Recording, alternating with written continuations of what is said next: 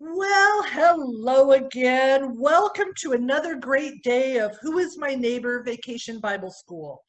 The past couple of days, Sage has been telling us about what happened to a man who got beaten up by robbers. 2 days ago, we learned how a priest passed him by. And then yesterday, Sage told us about the priest's helper who also passed by. I wonder what will happen next in the story. Hey there, Sage. How are you doing this morning?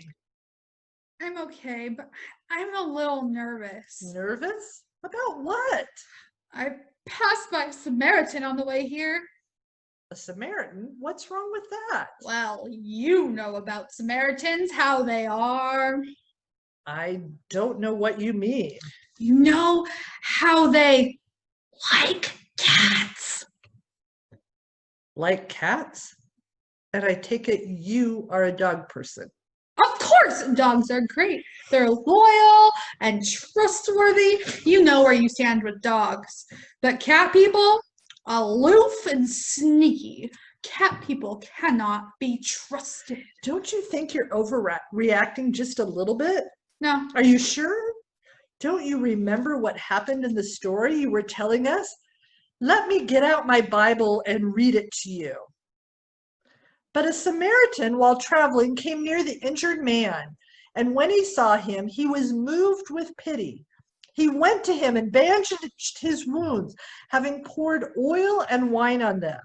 Then he put him on his own animal, brought him to an inn, and took care of him. a Samaritan did all of that? You tell me. You're the one Jesus told the story to. Well, that's what Jesus said, but I thought it was a figure of speech, like when people say it's raining cats and dogs. It's not really raining pets, it's just raining really hard. I figured he meant something like that. I don't think so. I think Jesus really meant it was a Samaritan who stopped and helped the injured man. What do you think about that? But they're just so different from us. We don't like the same food, we don't listen to the same music, we don't speak the same language, and come on now, they like cats! And just because somebody is different from us doesn't mean we can't be their neighbor. Remember what we talked about the first day at VBS? How God is love, and we love because God loved us. And love is what the Samaritan showed the man. The next day, the Samaritan took out 2 denarii. That's like $200.